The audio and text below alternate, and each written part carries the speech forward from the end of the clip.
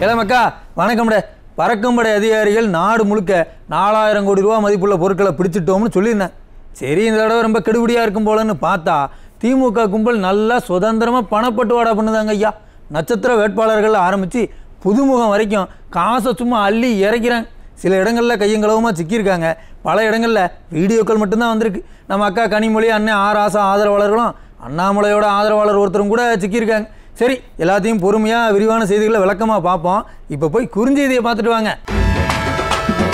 அக்கா கனிமொழிக்கு ஆதரவாக பணம் கொடுக்க சொல்லி திமுக கவுன்சிலர்கள் பொது வெளியில் பணத்தை பிரித்து கொடுத்த வீடியோ வைரல் ஆகிட்டு இருக்குயா. அண்ணன் ஆர் ஆசா சார்பாக உடன்பிறப்புகள் வீடு வீடாக போய் பேரம் பேசின வீடியோ ஒன்றும் வந்திருக்கு.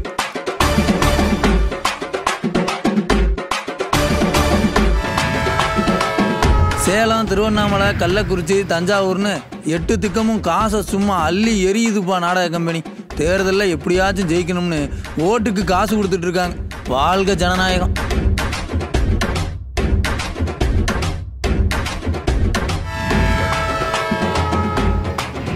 அண்ணன் அண்ணாமலைக்கு ஆதரவா ஓட்டுக்கு பணம் கொடுக்க போன பாஜகக்காரர் ஒருத்தர் பாதி வெளியிலேயே சிக்கிட்டாரியா. கொண்டும் போகும்போதே கையும் களவுமா சிக்கியிருக்காரு. அவர்கிட்ட இருந்து 81,000 ரூபா காசை கைவித்திருக்காங்க.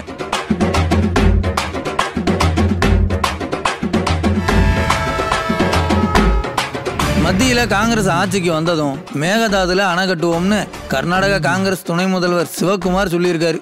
அந்த அணையை கட்டத்தான் அன்னை நீர்வளத்துறை அமைச்சர் ஆனாராம். குறுஞ்செய்திகளை பார்த்துட்டோம், வாங்க விரிவான செய்திகளையும் பார்த்துருவோம். ஜனநாயக முறைப்படியான தேர்தல் பிரச்சாரமெல்லாம் நேற்றே முடிஞ்சு போச்சு மக்கா. அது முடிஞ்ச உடனே பணநாயக முறைப்படியான பிரச்சாரங்கள் ஆரம்பிச்சிருக்கு. அட்டேங்கப்பா, திமுக காரங்க எத்தனை இடத்துல சிக்கியிருக்காங்கன்னு கேட்குறீங்க.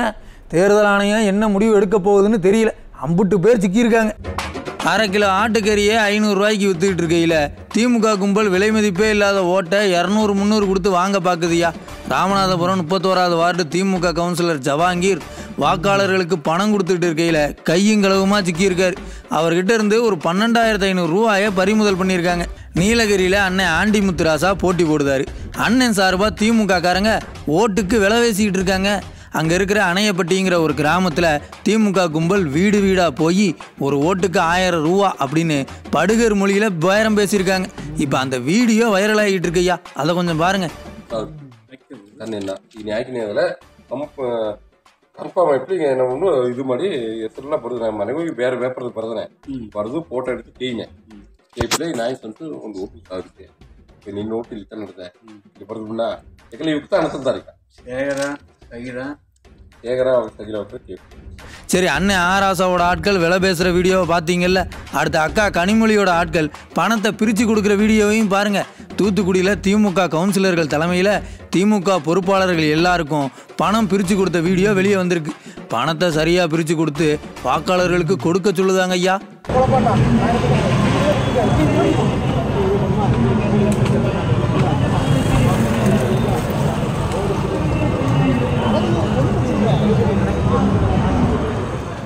இங்கே பணத்தை பிரித்து கொடுத்த வீடியோ சிக்கியிருக்குல்ல.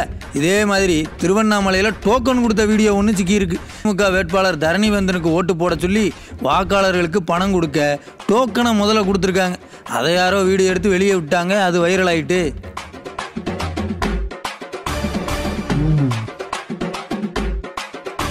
இதான் பெரிய மனுஷன்னா பெரிய மனுஷன் தாயா. எல்லாரும் காசு மட்டும் கொடுத்துட்டு இருக்கையில் சேலம் திமுக வேட்பாளர் செல்வ கணபதிக்கு ஆதரவாக சேலம் திமுக கும்பல் பணத்தோட வேட்டி சேலையும் சேர்த்து கொடுத்துருக்கு. ஆமாம், பின்ன வாக்குச்சாவடிக்கு போட்டுட்டு வர நம்ம ஊர் ஜனங்கிட்ட துணிமணியே இருக்காது இல்லை. அதனால் புது துணி போட்டுட்டு வந்து ஓட்டு போடுங்கன்னு கொடுத்துருப்பாங்களாட்டுக்கு.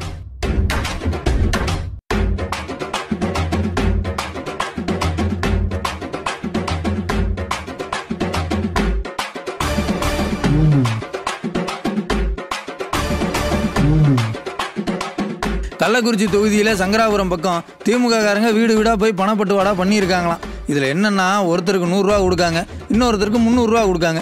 கொடுக்குறதுல என்னையா ஓர வந்தேன்னா, அது சரி திமுக கும்பல் எதுனாலும் தகுதி பார்த்து தானே கொடுப்பாங்க, அதான் இப்படி கொடுத்துருப்பாங்க போல தெரியுது. இப்போ அந்த வீடியோவும் வைரல் ஆகிட்டு இருக்கு.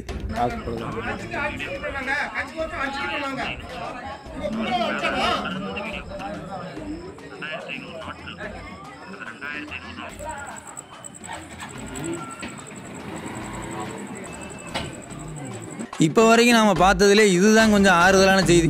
ஒன்றுமில்ல, தஞ்சாவூரில் பணப்பட்டுவாடா பண்ண போன 3 உடன்பிறப்புகளை காவல்துறை கைது பண்ணியிருக்கு. பண்ணிட்டா மட்டும் திருந்தவா போகிறாங்க? நேற்றுக்கு கூட நம்ம நிகழ்ச்சியில் இந்தியா எவ்வளோ பெரிய ஜனநாயக நாடு, நாம் ஏன் ஓட்டு போட்டே ஆகணும்னு மூச்சை போட்டு சொன்னோம். தயவு பண்ணி கொஞ்சம் ஜனநாயகத்தை மதிங்கப்பா. ஆடு மாடு மாதிரி மனுஷங்களுக்கும் விலை சொல்லாதீங்க. தேர்தல் ஆணையம் இவங்க மேலெல்லாம் கடுமையான நடவடிக்கை எடுக்கணும்யா. அப்போ தான் ஜனநாயகத்தை காப்பாற்ற முடியும்.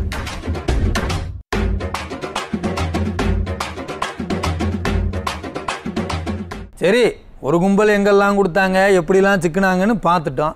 இந்த ஊரில் இவங்க எப்படியோ அந்த ஊரில் அவங்க அப்படின்னு சொல்கிற மாதிரி ஒரு குரூப் ஒன்று இருக்குல்ல, அவங்க சிக்கினதையும் பாருங்கள். பாஜக மாநில தலைவர் அண்ணன் அண்ணாமலை தேர்தல் ஆரம்பிக்கும் போதே தெளிவாக சொல்லிட்டார், ஓட்டுக்கெல்லாம் பணம் கொடுக்க மாட்டேன், பூத கண்ணாடி வச்சு பார்த்துக்கோங்கன்னு சொன்னார். ஆனாலும் இன்னைக்கு கோயம்புத்தூர் பக்கம் வாக்காளருக்கு பணம் கொடுக்க போயிட்டு இருந்த ஒரு பாஜக நிர்வாகி கையங்களவுமாக சிக்கியிருக்காரு.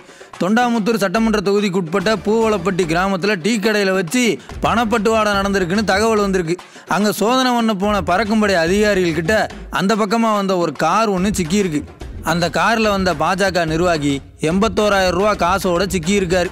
கோயம்புத்தூரில் போட்டி போடுற அண்ணன் அண்ணாமலைக்கு ஆதரவாக ஓட்டு போட சொல்லி காசு கொடுக்க போய்கிட்டு இருந்தவர் இப்படி நடுவடியிலேயே சிக்கியிருக்காருப்பா. அவர்கிட்ட இருந்து பார்த்தீங்கன்னாக்கா வாக்காளர் பட்டியலெல்லாம் கூட எடுத்திருக்கிறாங்க. இப்போ அந்த 81,000 ரூபா பணத்தை வட்டாட்சியர் அலுவலகத்துலேயும் ஒப்படைச்சிருக்காங்க. பாருங்கள், யாரையோ செக் பண்ண போய் யாருக்கோ போக வேண்டிய பணம் சிக்கியிருக்கு.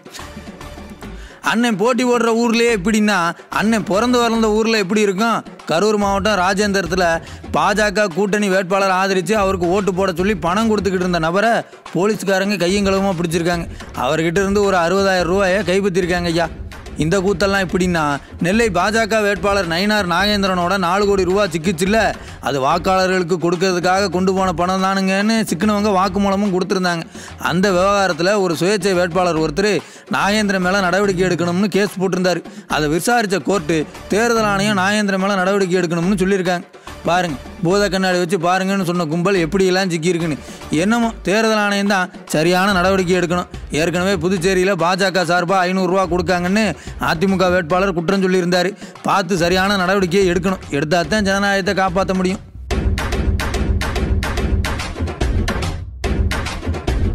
மத்தியில் நாங்கள் ஆட்சிக்கு வந்ததும் மேகதாது அணையை கட்டுவோம்யா, கட்டிட்டு தான் மறுவேளையை பார்ப்போம் அப்படின்னு கர்நாடக துணை முதலமைச்சர் அண்ணன் சிவக்குமார் பேசியிருக்கா. அப்படி நம்ம ஊரில் தான்ப்பா பிரச்சாரம் முடிஞ்சிருக்கு, அங்கெல்லாம் இன்னும் முடியல.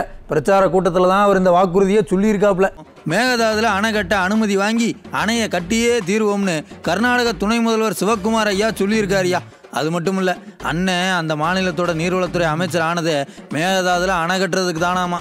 அண்ணனோட இந்த பேச்சு பற்றி விவரம் தெரிஞ்சவங்ககிட்ட கேட்டதுக்கு அவங்க என்ன சொல்கிறாங்கன்னா, மேகதாதுல அணை கட்டுறதுக்கான முன் ஏற்பாடுகள் எல்லாம் கர்நாடக காங்கிரஸ் அரசாங்கம் மும்பரமாக செஞ்சுக்கிட்டு இருக்காமா. நிதி, இடத்தை தேர்வு பண்ணுறதுன்னு வேலைகள் எல்லாமே நடக்கிறதா சொல்கிறாங்க. இப்போ இருக்கிற ஒரே சிக்கல், தமிழ்நாட்டு மக்கள் இந்த அணை கட்டுற முயற்சியை எதிர்ப்பாங்க. ஏன்னா அங்கே அணை கட்டிட்டா நம்ம ஊருக்கு தண்ணி கிடைக்காது. டெல்டாவில் இருக்கிற விவசாய நிலங்களை பூரா பிளாட் போட்டு விற்றுட்டு போக வேண்டியது தான். அந்தளவுக்கு பஞ்சம் வர வாய்ப்பு இருக்குன்னு சொல்லுதாங்க. அதனால் தமிழ்நாட்டு மக்கள் இந்த அணையை கட்ட விட மாட்டாங்க. அதுக்காகத்தான் மத்தியில் காங்கிரஸ் ஆட்சி வந்ததும் கட்டுவோம்னு அண்ணன் சிவக்குமார் சொல்லுதாராம். மாநிலத்தில் காங்கிரஸ் ஆட்சியில் இருக்குது, மத்தியிலையும் காங்கிரஸ் ஆட்சிக்கு வந்துட்டா அனுமதியெல்லாம் ஈஸியாக கிடைக்கும்னு கர்நாடகா காங்கிரஸ்காரங்க பிளான் பண்ணுதாங்க. அண்ணன் இம்புட்டு உறுதியாக பேசுகிறத பார்த்தா அணையை கட்டாமல் விடமாட்டார் போல தெரியுது. மத்தியில் காங்கிரஸ் ஆட்சிக்கு வந்தால் என்ன செய்ய போகிறோம்னு அண்ணன் சொல்லிட்டாரு. நம்ம முதல்வர் இதை பற்றி என்ன சொல்ல போகிறாருன்னு தெரியலை. பொறுத்திருந்து பார்ப்போம்.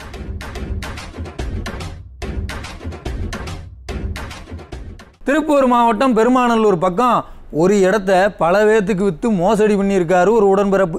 திமுக உடன்பிறப்பு ஆனந்துங்கிறவர் 50க்கும் மேற்பட்ட ஆட்கள் கிட்ட ஒரே ஒரு இடத்த காமிச்சு டோக்கன் அட்வான்ஸ் கொடுங்க, கிரயம் பண்ணிடலான்னு சொல்லி 1,33,000 ரூபா, எப்படியே ஒவ்வொருத்தர்கிட்டையும் 1,33,000 ரூபாயை வாங்கியிருக்காராம். பாதிக்கப்பட்டவங்க ஒரு 50 பேர் தூக்கு கயிறோடு வந்து டிஜிபி ஆஃபீஸில் நிற்கிறாங்க. ஆளுங்கட்சிக்காரங்கப்பா எப்படிப்பா நடவடிக்கை எடுப்பாங்க? என்னமோ தேர்தல் திருவிழா முடிஞ்சிருச்சு மக்களே. அடுத்து இது மாதிரியான செய்திகள் தான் நிறைய வரும். எல்லாத்தையுமே நம்ம நிகழ்ச்சியில் கண்டிப்பாக பார்ப்போம். சரி மக்களே, இன்றைக்கு நிகழ்ச்சி இதோட முடிஞ்சது. அடுத்த நிகழ்ச்சியில் வந்து உங்களை சந்திக்கிறேன். நன்றி, வணக்கம்.